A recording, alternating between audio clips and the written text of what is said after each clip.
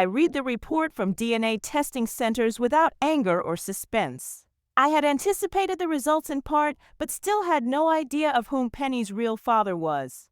All this report told me was that it wasn't me. That much I had already figured out, but I had all I needed now to find out. Penny and Hendrix were our baby's names. Penny for my wife's mother, and for my mother and Hendrix, my last name. My name is Jonathan Hendrix. Her mother and my wife of 6 years is Paige Williams, news reporter for the local CBS affiliate area. She was honored as the reporter who had done the best job in reporting the plane crash that happened right here in our county, and that was all over the news just a year ago. She had done a remarkable job, I admit, traveling around the area and getting interviews from people that were more inclined to remain anonymous. She had earned the award. She, her cameraman, Harry Palmer, and her producer, Jim Santiago, had all worked on the story, but Paige was the voice. Just after the story broke and Paige had completed her award-winning reporting, she took some time off. She and I spent most of it just getting reacquainted and traveling around the area. Nothing big, just some fun. Just before that, she spent some time in the city trying to organize her upcoming news show, when she had been promised once the story was finished. She had an apartment in the city that she used when she was working late and didn't want to come home just to have to turn around and go back. This station paid for it, so it was no big deal. She used it maybe once or twice a month. She used it while working on the new show. It was just about 3 weeks after she had returned to work that she found out she was pregnant. She told me one night after dinner, and I was so happy and so excited that I could hardly contain myself. I was acting like a kid, but I didn't care. We had been trying for so long, and now it had come true. We were going to have a baby. Paige seemed less excited than I, but she was happy that we were finally starting our family. I knew she worried about the effect on her new show and her career, but I reminded her that many of the best women newscasters had taken time to have children. I mentioned Amy Robach from MSNBC and several others. She finally agreed and seemed to be more relaxed. We went to the doctor and got the reports and all of the rules and regulations and cautions about being healthy and taking proper care of Paige. It was a little early for the sonogram, but Paige and the doctor worked out the timing. She was 6 weeks pregnant. The delivery date was figured and we were ready. We worked on the house to convert one of the spare bedrooms to the nursery and generally did all the things you would expect an expecting couple to do. We were both very happy, and Paige found being pregnant actually worked in her favor with a popular response. People loved it, and she began to actually enjoy being pregnant. On the other hand, I had been casually daydreaming about when she got pregnant. I was trying to remember what we were doing and where we were when she became pregnant. I thought a little memento of that time would be a cute gift for Paige. As hard as I tried, I couldn't find a time that coincided with the time period that the doctor had given us. The best I could come up with was the time Paige was in the city working on her show. 3 of the 4 best times for her to have gotten pregnant were when she was there. Sex between her and I during that time was few and far between due to stress for her and traveling for me. I had gone to see my father during that time, and that trip took me away for 3 days. The same 3 days Paige was in the midst of her fertile cycle, and backtracking from what the doctor told us, that was the time she became pregnant. So the only conclusion that I could come to was that she had screwed someone in her apartment in the city while I was seeing my dad. Maybe this is a good time to give you some background on us. Paige and I had gone to college together, and we began dating in our junior year. She was very popular and I was not so much, but she seemed to like me and we began to date. We tried to keep it casual at first, dating other people, but finally decided to make it an exclusive relationship. During our senior year, we became intimate and we finally knew that we were going to be together. I proposed during Christmas break that year and she accepted. We planned to be married once we graduated. Paige majored in communications and she wanted to go into reporting. With her looks and her voice, she was a natural. She interviewed with several stations and finally took the job with a local CBS affiliate. I had majored in engineering and took a job with the automobile plant there in town. We were together, which was our goal. We were married in July of that summer, and we moved into a small but very nice condo. That way, we had little to worry about in maintenance, and we could spend our time working or being together. We were very happy for the first 2 years she developed her career and I advanced in mine. Money was no object, and we had few vices. We were able to have pretty much what we wanted. It was in the 3rd year that things got dicey. Paige was offered a job as an on-site reporter. That meant that she would be doing a lot of traveling and she would be on location for 1 or 2 weeks with each assignment. It meant she would be gone up to 17 weeks a year, always in a different location. It meant that we would be apart almost as much as we were together. It was considered a lead into the job that she had been working toward, and I hated it. But she wanted it so much that I gave in. She took the assignment and we struggled trying to find time to be together. Paige continued in that job for the next 2 years, traveling almost more than she was home. She knew her cameraman Harry better than she knew me. I wondered often how much better, for no other reason than simple jealousy. I never had reason to suspect Paige was doing anything other than working. I was beginning to wonder if we could survive since we were apart more than we were together, and I decided to have it out with her when she came home between assignments. I prepared for her homecoming that weekend with a wonderful meal cooked by the local restaurant that served as my home away from home while she was traveling to be served for the following night. Paige came in late that Friday night, and we spent little time together since she was so exhausted that she took a shower, kissed me goodnight, and went to bed. She was sound asleep within minutes, so I sat up by myself as I did so often and watched TV until I was bored enough to fall asleep on the couch. That's where she found me the next morning. She woke me with a kiss and a smile. I was less enthusiastic and wanted only some coffee and a shower. She had the coffee made, so I grabbed a cup and went for the shower. With the water flowing over me, I began to wake up and remember who I was. I slowly came fully awake and remembered that Paige was home. I brightened immediately and became even happier when I felt her slip into the shower behind me. She put her arms around me and I felt her breasts push into my back. It had been so long that it took me a minute to become aroused. She helped in that by sliding her hands down my body to my now awakened erection. We made love in the shower, and then later on we discovered each other again, this time more slowly and completely. After I dressed and came back downstairs, I found Paige in the kitchen reading the local paper and eating an egg sandwich. I watched her for a while, deciding if I should go ahead with my plans to talk to her.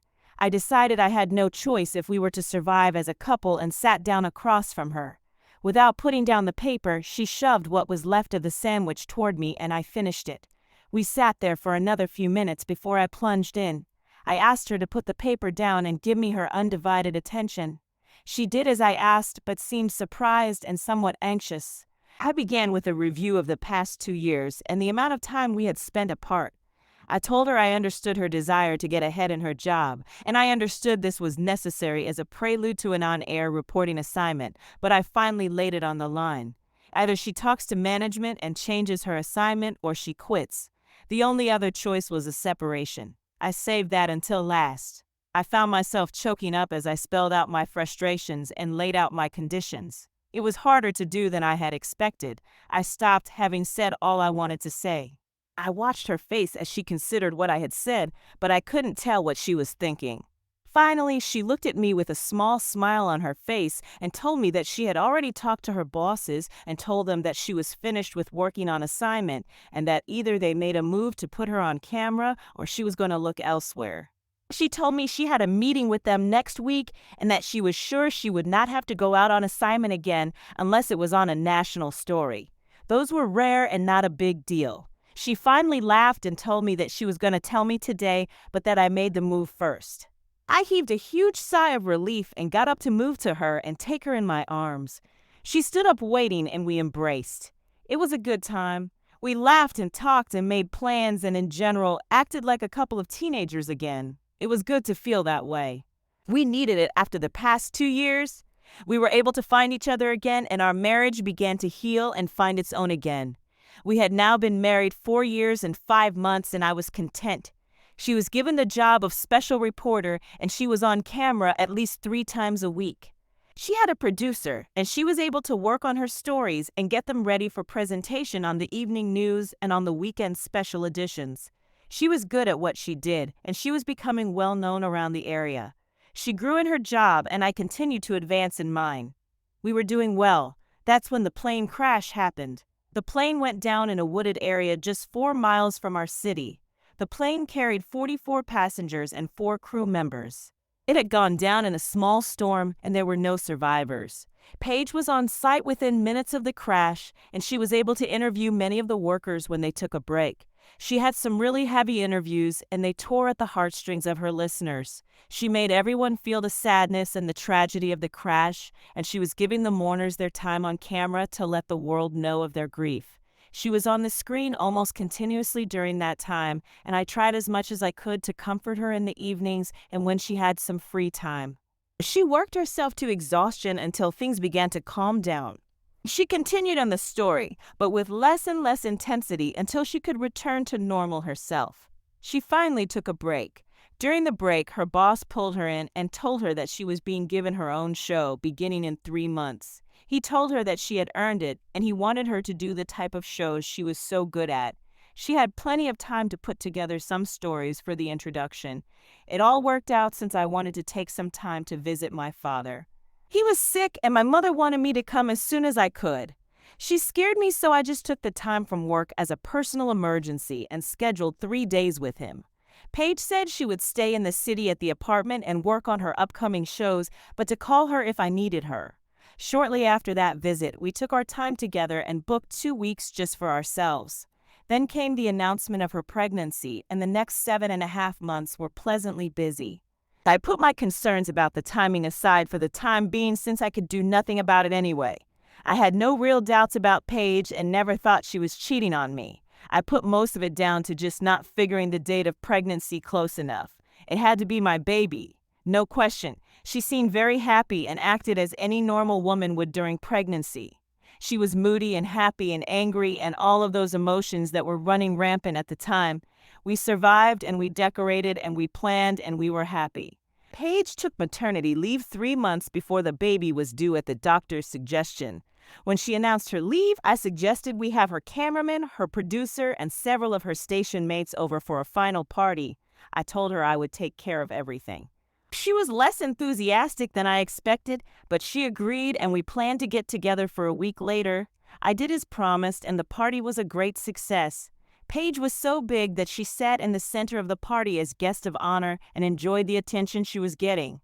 I watched her interaction with Harry and Jim and saw nothing out of the ordinary. Each talked with her and gave her a kiss on the cheek, and she smiled at both, but that was all. I relaxed and kept things moving. I refreshed everyone's drinks and made sure that no one drank too much. The party was finally winding down and everyone was leaving. I played the good host and walked each to the door as they left.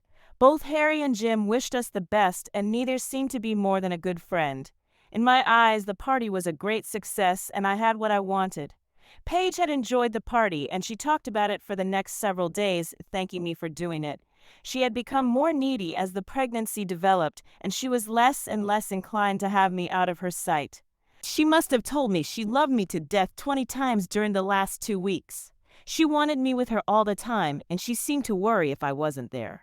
She was fine during the day while I was at work, but the evenings seemed to be the worst. She wanted me there beside her. I chalked it up to pregnancy. Penny arrived at 2:43 in the morning on the 28th of October. The delivery was easy and quick, and Paige didn't have much time for worry. They gave her an epidural, and she said afterward that delivery was a snap. I was glad for her sake, and Penny was perfect. I couldn't get enough of watching her, and if she wasn't in the room with Paige, I was outside the maternity ward window just watching her. She was beautiful. We took mother and baby home 2 days later. Paige was a beautiful mother, and she insisted on breastfeeding Penny. She would sit in the rocker we bought for the nursery and softly hum while Penny suckled. It was a picture that I treasured. She loved Penny, there was no question, and she was good with her. I learned to change and wash her, but Paige was the caregiver. I was the father, the protector. Paige was the nurturer. One afternoon, while Paige was taking a nap and I was watching Penny asleep in her crib, I went into my den and got a package that I had ordered some time ago. It had the items needed for DNA testing for up to 4 persons. I took one swab out of the container and swabbed the inside of her little mouth. She never woke up and felt nothing. I put the swab in the container and marked it Penny. I took another swab and put it in my mouth to take my own sample and labeled it Sample 1. I took both containers to the den where my desk was and took out 2 bags. Each had a spoon and a napkin. Each was labeled. I took 2 more swabs, opened one of the bags, and carefully following directions, wet one of the swabs with sterile water from a bottle. I then carefully swabbed the spoon all around the base. This spoon had been used with a Jell-O dessert, and a sample of that, spread on a wooden stick, was included with the packet. The swab, the plastic spoon, and the napkin went into one packet, and it was carefully labeled. I repeated the procedure with the other bag and labeled it as well. The 2 swabs from Penny, and I went into an envelope along with the 2 kits labeled Sample 2 and Sample 3. I sealed the envelope and set it aside. I would mail it when Paige woke up. A quick trip to the post office. Our life went on as before, with Paige learning to be a mother and I a father. I had to admit the time was the best we had shared during our 6 years together. I loved my little girl, and she was a joy. We were a perfect family. Paige slowly got her figure back, and she settled into the routine like she was made for it. I wondered when she would consider going back to work, and finally asked her one evening when we were sitting together on the patio, Penny playing in a small playpen we took outside with us. Her answer surprised me. She said that she was considering staying home with Penny until she was at least 3 or 4. She felt that Penny should have her mother with her to help her develop and grow. She asked me if that would be a problem, and I told her no. I would be happy if she stayed home. She had to know that. She just took my hand and pulled it to her lips. We snuggled together until time to go back inside for dinner. The results from the package I had mailed 3 weeks ago came to me at a post office box I had rented. I picked it up one evening after work and put it in my briefcase. I wanted to wait until I had plenty of time to open it. I actually wanted to think about it first. Did I want to open it? What would I do if it said what I feared it would? I needed time. The results wouldn't change if I didn't open it for a while. I locked it away in a drawer in my desk at home and forgot about it for a while. I had gone to bed one evening after a particularly bad day at work and was reading when Paige came in. She had just finished checking on Penny, and she was heading for the shower. We had celebrated Penny's 2-month birthday today, and Paige had used a cupcake with a tiny candle in it. She blew it out and Penny laughed. It may have been silly, but we enjoyed it. Penny did too. It made my bad day just a little better, but I was still stewing over it. I decided to read a novel that I had bought some time ago. It was light and simple and easy to read. I had just started to get into it when Paige came to bed. I could smell the perfume she had on, and it was beginning to make my stomach tighten. It had been more than 8 weeks since Penny was born, and we had not had sex for almost 4 weeks before she was born. That meant I had been celibate 12 weeks or 3 months or 84 days or, well, you get the picture. It had been a long time anyway. I thought about the last time and couldn't remember when it was. That started to bother me, and I found myself mumbling under my breath. I had to get some control. After reading the same page at least 3 times, I decided to give up. Maybe I could just get some sleep. I put the book down and reached to turn out the light when Paige asked me to leave it on. I did and turned to her to ask why.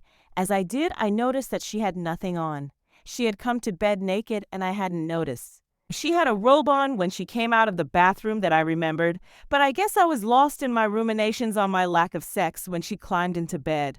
All I noticed was her perfume. Paige leaned over me and kissed me with passion. That type of kiss was never one of a kind. It signaled her desire to have sex. I recognized it, but was not exactly sure, so I asked. She laughed and told me that the doctor had given her the go-ahead today, and she was more than ready. She asked if I was, and I just laughed. I reached for her, and she was ready and more than willing. I pulled her to me and kissed her back, and I could feel her surrender to me completely. She was more than ready, she was willing and compliant, and I knew that she would willingly do anything tonight that I wanted.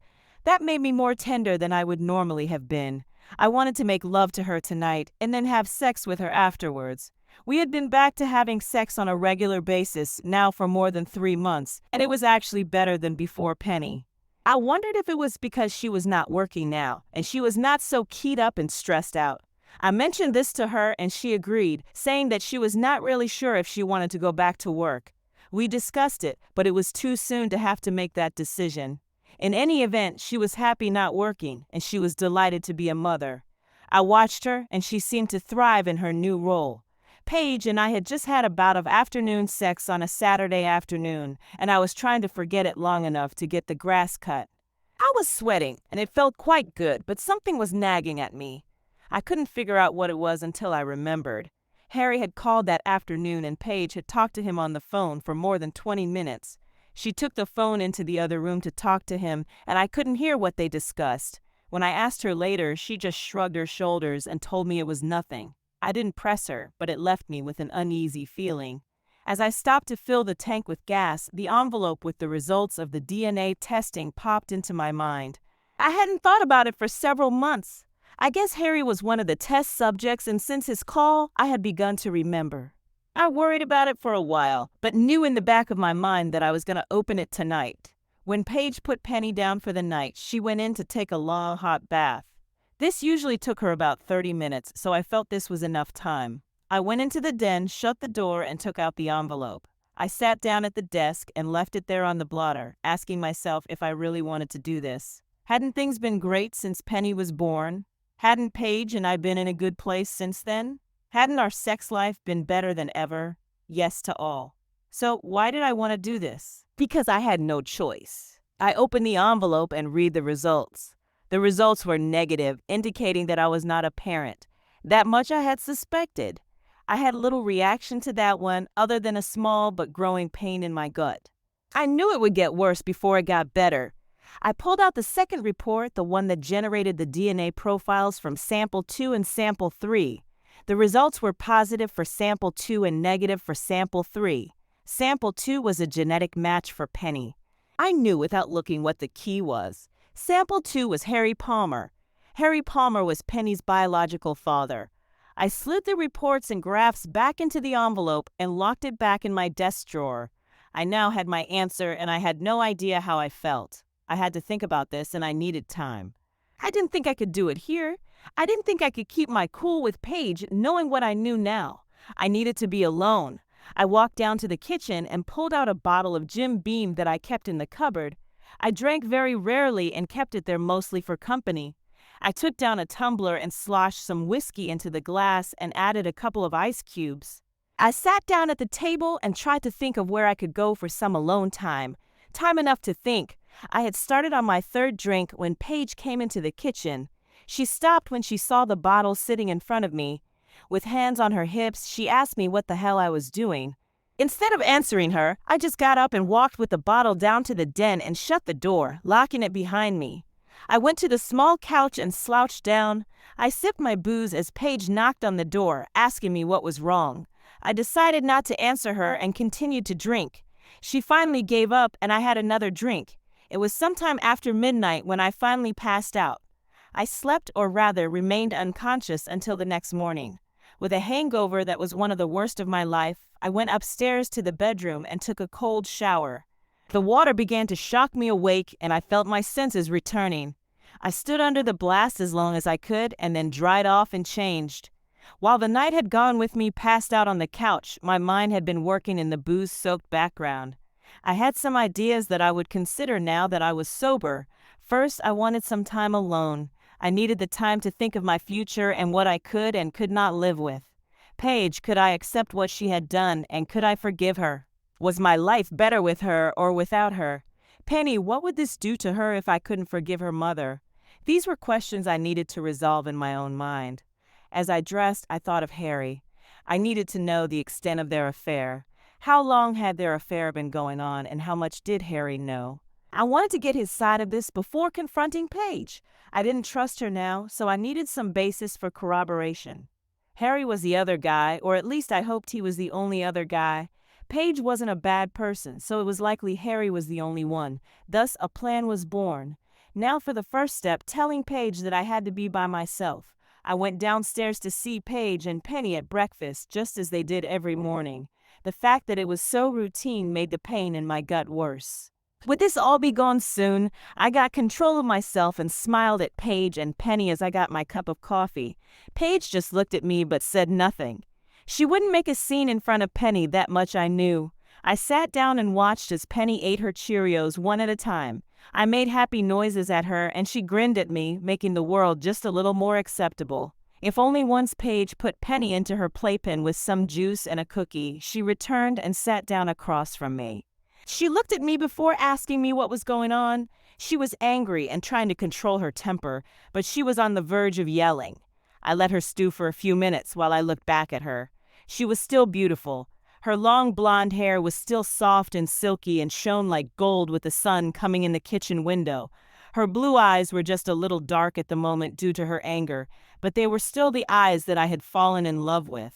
She had begun to go to the gym with Penny, and she had been working out with a group of mothers with new children, and she looked really great already. None of this was helping me to say what I had to say. I told Paige that I needed a couple of days away by myself to deal with some problems that had come up. I didn't elaborate, but told her that they were personal, and I needed the time away from her and Penny to deal with them.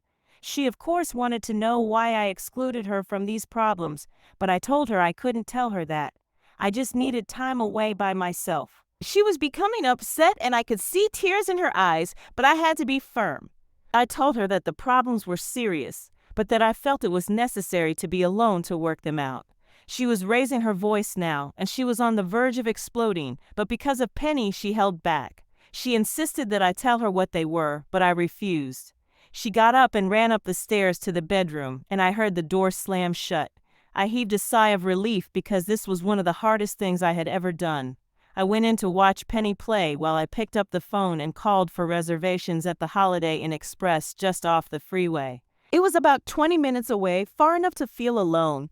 If Paige didn't know where I was, that was all I needed.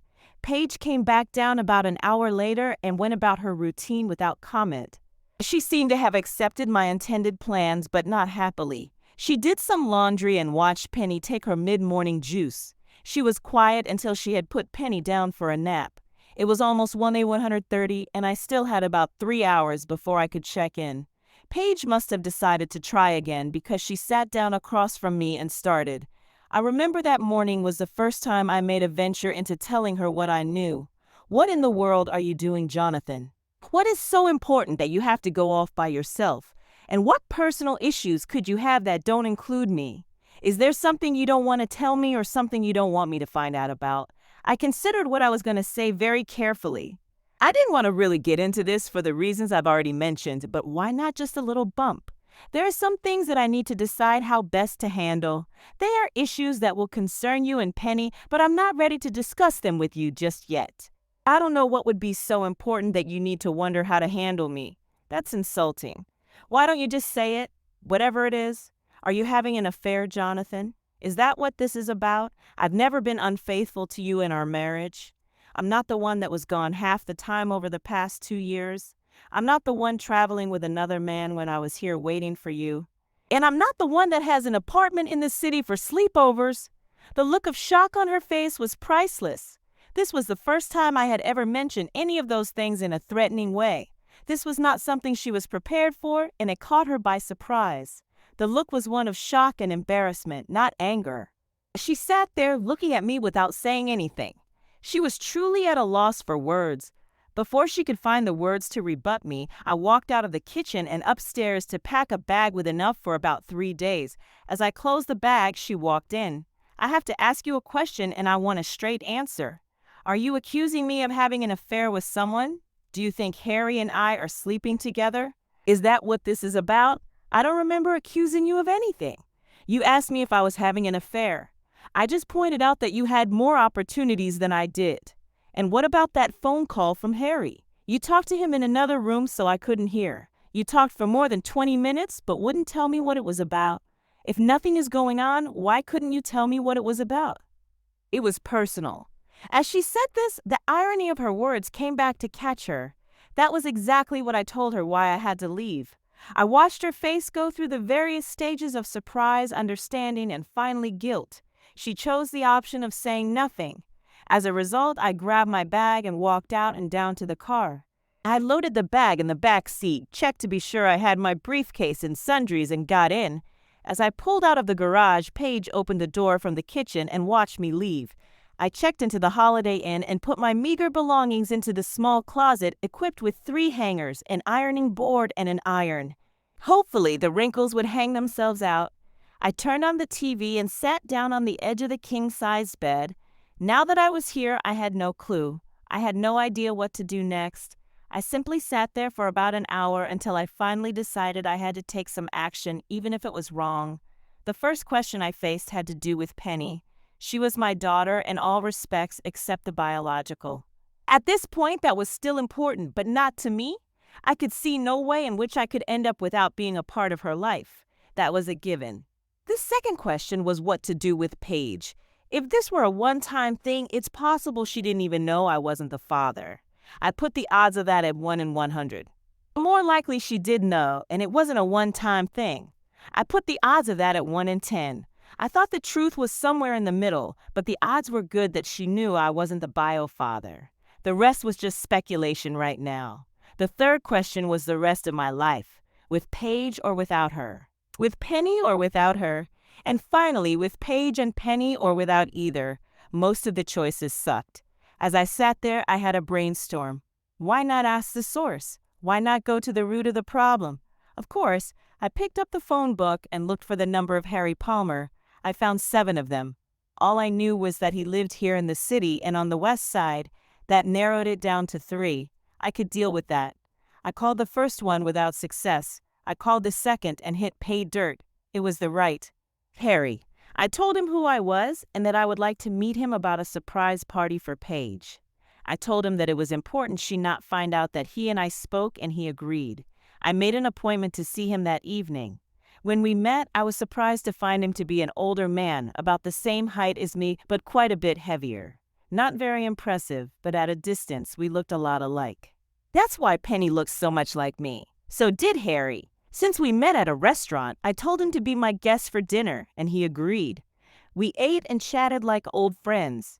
He seemed quite at ease with me, but that didn't tell me anything. It was clear as he talked about Paige that he liked and respected her, and was sad that she had not come back to work. He just said that he was working with another reporter that he didn't much care for. Too bad. After we finished dessert, we left the restaurant and walked outside together. As we walked toward the parking lot, I decided to take my shot. Harry, do you mind if I ask you a personal question? Just about work? Sure, John. Ask away. Great. Harry, how many times did you screw my wife? Harry stopped dead in his tracks and looked like he wished he could be anywhere but here. He turned to look at me and tried to say something, but he was having trouble getting the words out. He finally mumbled something about never and had no idea of what you were asking, and how could you think that, and a bunch of other shit. I finally took him by the shirt front with my 2 hands and put my face right up against his and repeated myself. I asked you a simple question. How many times have you screwed my wife? I know that you did, so I just want to know how many times.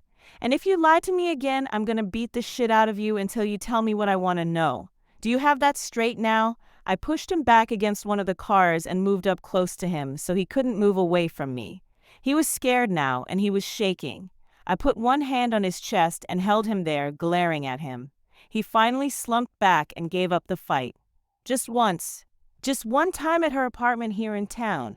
We had been working for 26 hours straight on a story about a drug deal, and we were both wiped out. She had just finished interviewing a real badass, and we were both shaking in our boots. Rather than go back to the studio, we went to her apartment since it was closer. We had a few drinks, started to laugh about the whole thing, and we ended up holding each other. Well, the next thing we knew, we had done it. It shocked both of us. We had been together so long, but nothing like that had ever happened, and it scared us both. I couldn't get out fast enough, and neither of us ever mentioned it again. I know that she was sorry because she couldn't stop crying. I couldn't help her since I didn't even want to be there, so I just ran. That was the only time, and it has really made things bad between us. I had moved back to let him talk, and now he seemed to be glad to spill it out. I could tell that the whole thing really caused him some grief. I actually believed what he told me since it came out without any attempt to try to hide what actually happened. I called her a few days ago to tell her I had taken a job with another station over in Denver. I'll be doing the same thing, but we won't have to see each other anymore. It had to be done. That's why she hasn't come back to work, and I haven't been to see her. We used to be friends. Now we're strangers who can't stand the sight of each other. I really miss her, and I wish to God it had never happened. That's God's own truth. Harry stood there with his head hanging and his arms limp at his sides. That story was actually painful for him to tell me, and I could see how much it hurt. I found myself feeling sorry for the guy. Not sorry enough to tell him about Penny, but sorry nevertheless. That explained why Paige couldn't tell me what the phone call was about. She couldn't tell me why he was leaving. I had what I had come for, and nothing more was to be gained by beating him up or ruining his career. I told him that I didn't want Paige to hear about this conversation between us. He promised. I just walked away from him without another word. As far as I was concerned, he was nobody to me anymore. He could prosper in Denver or rot in hell. I didn't care any more about Harry Palmer. I drove back to the hotel with a slightly lighter heart. As I lay in bed that night thinking about my conversation with Harry, I now had some of the answers I needed. It was a one-time thing and it was over. It was clear that Harry did not know about Penny and would never find out if I had my way. So he wasn't going to take her away from me. Since he didn't know, there was no need for me to do anything legal. Paige wouldn't tell anyone else since it would look bad for her. So one down, a few more to go. The next day was Monday, and I went to work with reluctance. I was still confused and still not sure what to do. I checked my voicemail and found 3 calls from Paige asking me to call her, but I deleted them without response. I talked with my boss and made some arrangements to take the rest of this week off since I had 5 weeks of vacation scheduled for this year. He was happy with me since this was a quiet time of the year in our business. He would scream later on if I wanted time. I finished work for the day and went back to the hotel for the evening. I decided to call home to see how things were going.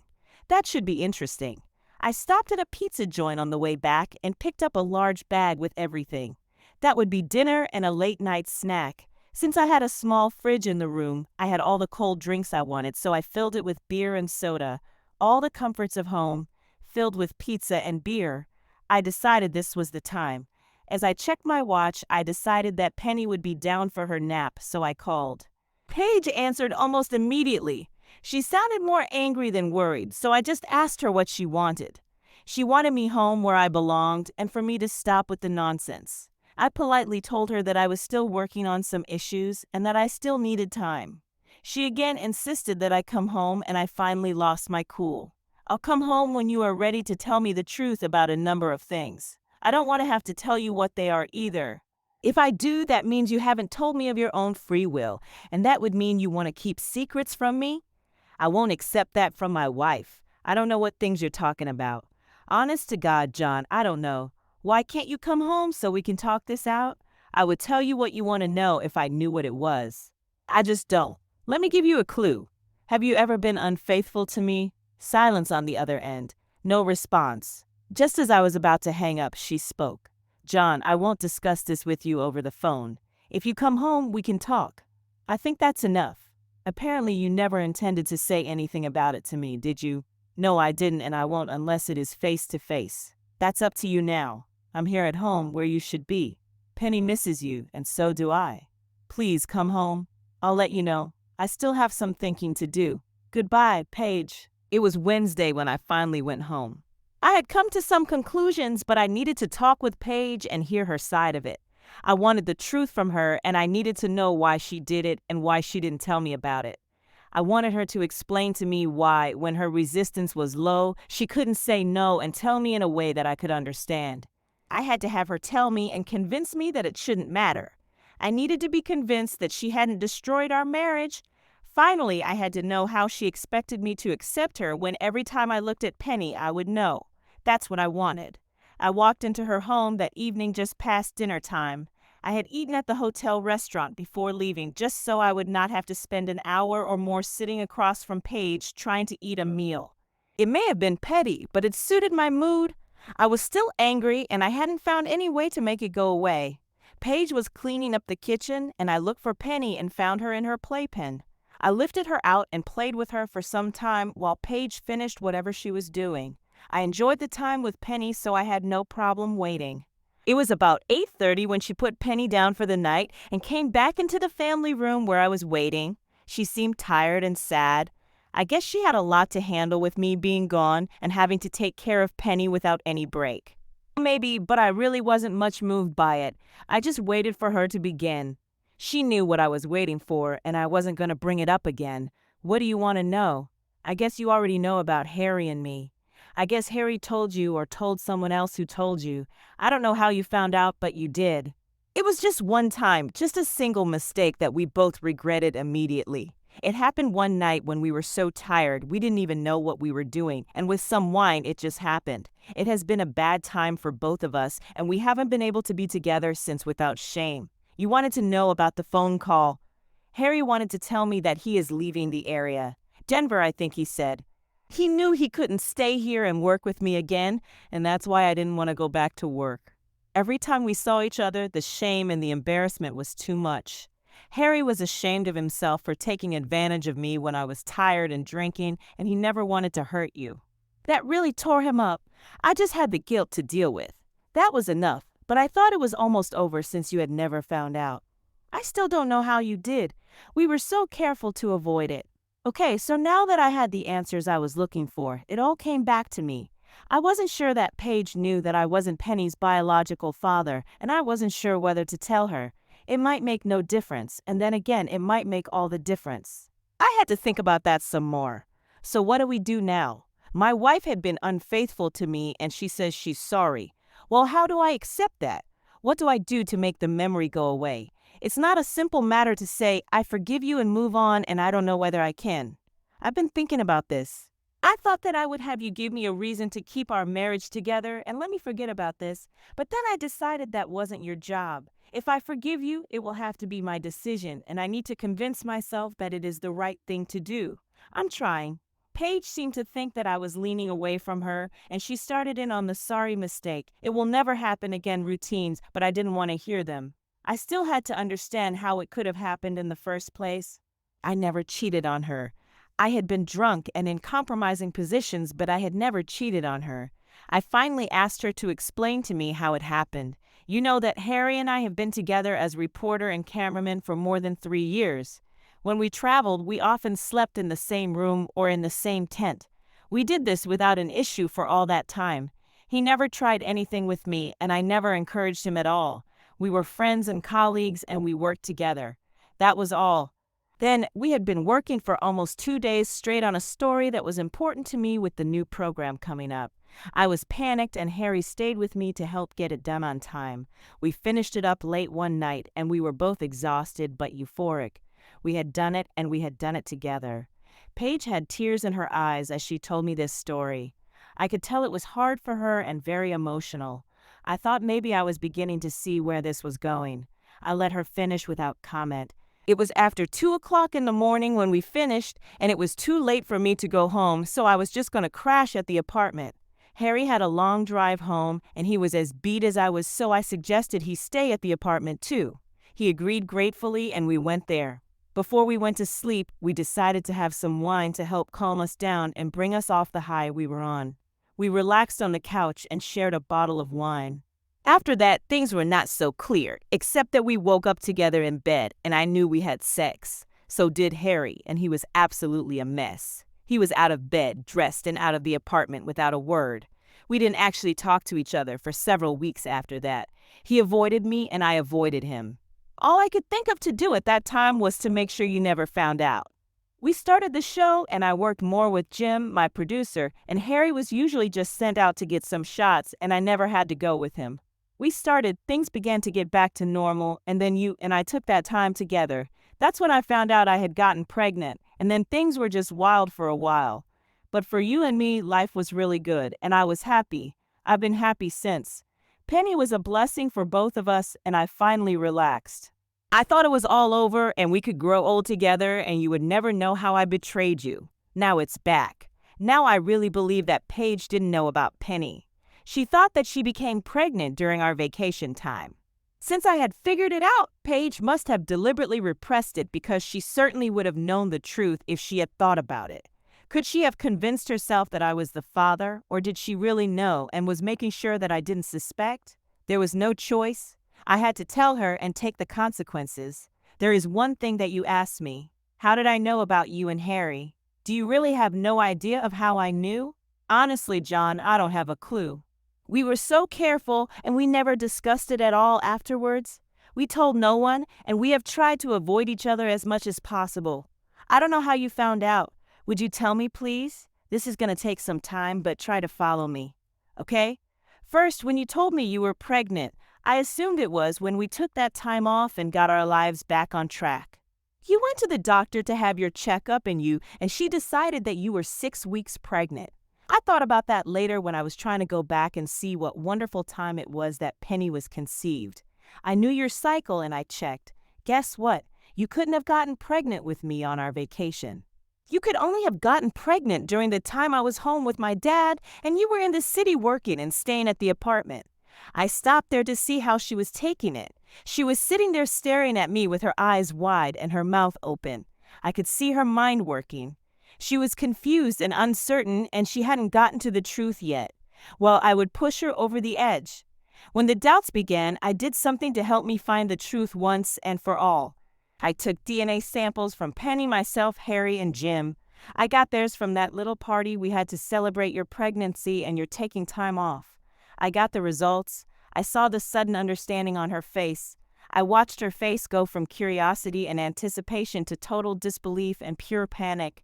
She began to shake her head back and forth, saying no, no, no, no, over and over. She squeezed her eyes shut as the tears began to flow down her cheeks. She knew. Surely and completely she knew, but I had to deliver the final blow. The results conclusively show Harry Palmer to be Penny's biological father. Paige was now moaning continuously as she sobbed into her hands. It was clear now that she never let herself know the truth. She had repressed it so completely that now she was devastated. I could do nothing for her since my pain was as great as hers. I watched as she fell apart in front of me. I was paralyzed by my grief, made more real now that I had said it out loud and to someone else. She got up and ran upstairs. I heard the door slam and all was quiet again. I walked into Penny's room and watched her as she lay there sleeping. She was on her back with her thumb in her mouth and her feet planted on the mattress. She had one arm around her bunny, and she looked every bit the angel God had given us. As I watched her sleep, however, the only thing I could see was the vision of Paige and Harry entangled in the sheets and rutting in lust. The test results didn't lie. She was not my daughter and never would be. I pulled the chair up to the crib and sat there, hoping that somehow I could accept this little bundle and go forward. As the morning light came in through the blinds of her room, I knew that I couldn't. When the light told me that the day had begun, I left Penny to sleep for another hour. I had things to do. I took a shower in the spare bathroom and got dressed for the day ahead. I fixed the coffee and decided on buttered toast with cinnamon and sugar. I fixed 2 slices and set one on a plate with my coffee. I put the other on a second plate and set it in front of Paige's chair. I had heard her upstairs and now she was coming down. She was not very communicative until she had her first cup of coffee in the morning. I bit into my toast and waited. Paige walked into the kitchen, saw me and the coffee, and moved to her regular seat. She sat, took a large gulp of the coffee, and set the cup down. She looked up at me with eyes red and haunted. She had obviously had a hard night. I sipped my coffee and waited for her to speak. I was not going to attack her, and I wanted her to know that. She swallowed hard and spoke. I've explained what happened. You have to know that it was a mistake, and it had nothing to do with Harry or sex or anything else other than exhaustion and whining to the point that reason simply didn't exist. We didn't even know what we were doing, and we both regretted it the next morning. The guilt and remorse were so incredible that it almost destroyed both of us. Our friendship is over, we can't work together anymore, and we both lost something that we shared and we treasured, a long-time working relationship. Harry is leaving the area and I haven't been back to work since it happened. I don't know what else to say. I guess it's up to you. I looked at Paige, seeing the woman I had married, the woman whose face had become a recognized icon of local journalism, and the woman who had destroyed my world. I saw the betrayal and the lies, the betrayal that resulted in a child not of love but of lust. I saw the end of our marriage in a future without either her or Penny. I knew I had to end it here. The pain I felt when I first found out about her betrayal was growing inside me, and it had begun to eat away at me. Try as I might, I couldn't stop it. I knew that if I stayed, I would become bitter and hard. I wouldn't be a father to Penny, and I couldn't be a husband to Paige. I said all of this to Paige as she sat there in our kitchen at our table. Penny was still sleeping, and I thought it best if I left before she awoke. I knew that Paige was going to have a hard time dealing with this, but I had no choice. I had to leave. Before I came downstairs with my suitcases, I looked in Penny's room one last time. Paige was there, stroking her sleeping face and singing softly to her. She looked up at me standing there watching and smiled a sad little smile. She'll know that you are her father. I'll make sure she only knows the good parts of our marriage. If she knows of the bad, it will be from you, never from me.